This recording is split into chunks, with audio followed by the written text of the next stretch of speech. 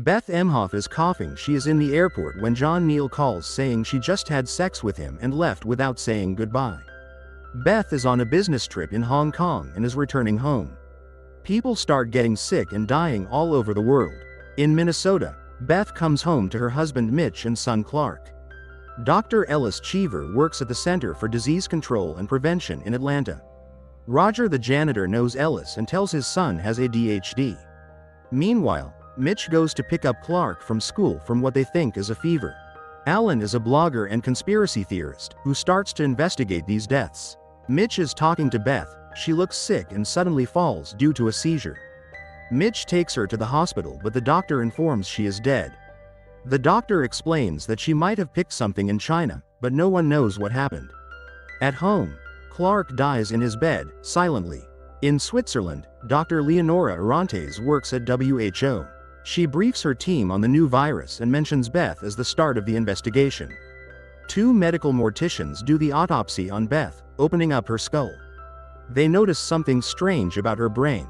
One of the men asks if he should take a sample. "I want you to stand away from the table," the other technician tells him. The technician tells his partner to call everyone. Mitch is taken back to the hospital and put under quarantine watch. His teenage daughter from his previous marriage, Jory, arrives. For some reason Mitch is not infected. Dr. Erin Mears is being briefed by Cheever on her job on the mysterious virus outbreak. She is to investigate and contain cases of infection in Minnesota, where Beth died. Mears notes that the virus is a contagion of touch. So, the littlest things people touch are harbors for infection. The problem, Mears says, is the carriers and the number they will potentially infect. The R0 number. Flu is usually one person. Polio, before the vaccine, was between 4 and 6. Until they know more, this virus R0 number could be much greater. 2 doctors, Hextall and David, inspect samples taken from Beth's. Hextall says they need to send it to Dr. Sussman. Sussman is another doctor in a less secure biomedical facility than theirs. Cheever is met by Homeland Security agent Lyle Haggerty, who thinks the virus might be a terrorist action. Someone could try to convert the avian flu into a weapon, but Cheever counters that by saying, "They don't need to. The birds are doing it for us." A news report states that the school Clark attended is being closed after 3 nurses and 2 other children died. A panic starts to form. Mears goes to Beth's office and understands that Eric, her coworker, drove Beth home from the airport. Mears calls Eric and quarantines him. Mitch finds out from doctors that Beth infected John and he is also dead. Mitch is bitter that Beth cheated on him with her ex-boyfriend. Hextall and Eisenberg brief Cheever about the virus sample from Beth's body. It latches onto the host cell, taking over completely. Traces of bat and pig in the virus DNA code, so it originated from an infected bat. Understanding the severity of the issue, Cheever orders Sussman to be shut down, and their secure lab is the only place where research will be done. Hextall calls Sussman and tells him to shut down and destroy his samples. Cheever briefs the CDC. The number of infected reached 80,000 plus and could reach as high as 267,000. Alan continues to blog about the virus and how the government is conspiring with the drug companies to turn a profit on tragedy. He claims that a drug is available to treat the virus, but it is being suppressed by the CDC. Dr. Orantes visits HK to trace the roots of the virus as Beth took the flight from HK to the US. After hearing several workers at a casino got sick where Beth attended, Orantes gets tapes of the security footage. Meanwhile, Dr. Sussman defies orders and runs some further tests on the virus samples. Hextall briefs Cheever on Sussman's findings.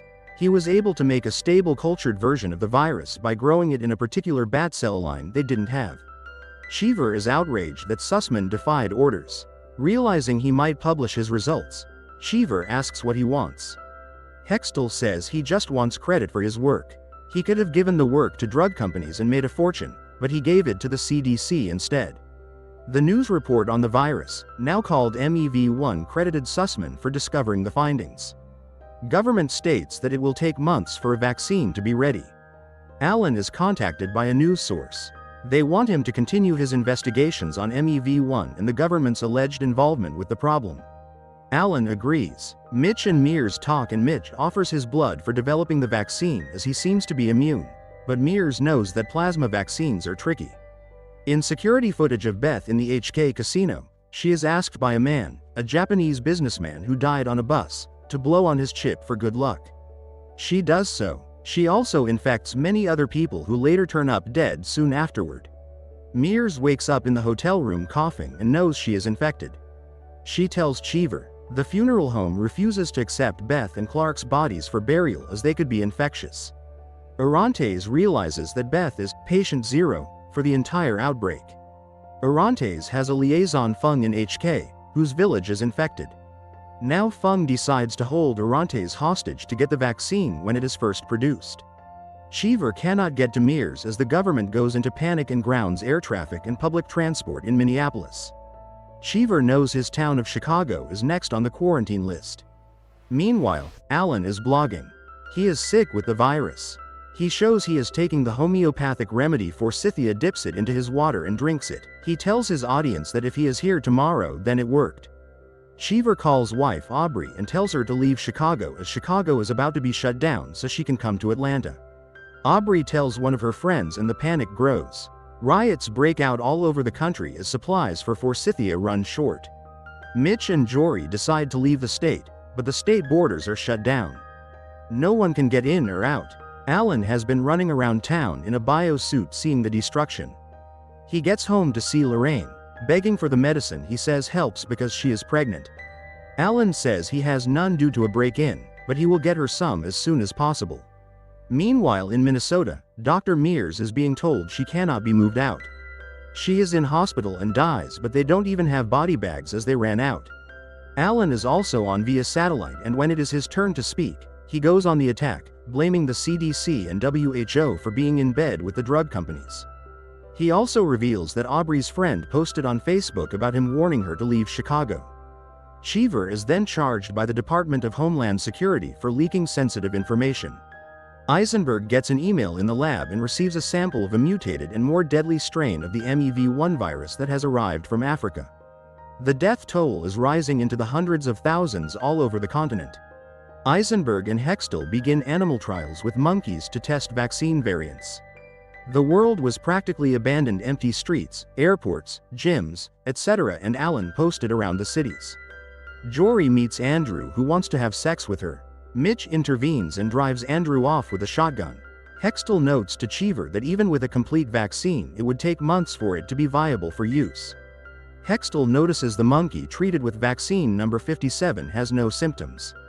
Deciding to be proactive, she injects herself with the vaccine.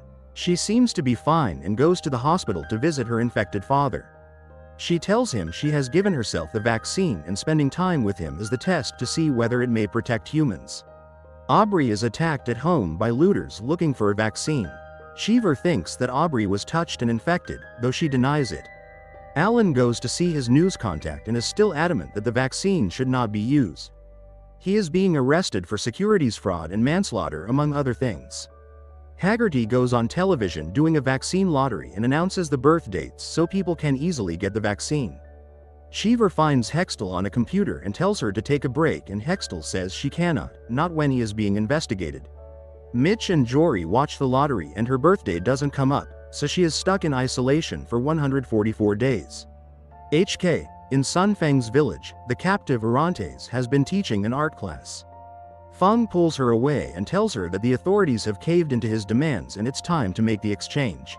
At the airport, her contact reveals the vaccines they handed over were placebos and he gives her the real one. Orontes listens and runs away from the airport to inform Feng about the vaccine. In a police interrogation room, the lead detective tells Alan they looked at his blood work. He was never sick with the virus, he has no antibodies to it. Alan has posted bail with help from his millions of followers, and smug Alan leaves the police station. Cheever is presented with 2 doses by Haggerty, one for him, and one for his wife. Instead, he gives one to Roger's son. Cheever goes home and gives the other shot to his wife. Mitch goes to a nearly deserted shopping mall, being stopped at several checkpoints to make sure he is immune by scanning his vaccination bracelet. Jory finds a box in her room from her father, and inside there is a dress. Andrew, who got the vaccine and is now sporting his vaccination bracelet proudly, they can finally be near each other. A final flashback occurs. One bat grabbed a piece of banana and perched above a pig's pen. It dropped the banana piece, which is eaten by the pig and is eventually slaughtered at market for food. A chef handles the dead pig, touching the inside of the infected pig's mouth with his bare hands. He goes out to dining room and poses in a picture with Beth holding hands. Make sure to subscribe and turn on notifications to watch more videos like this.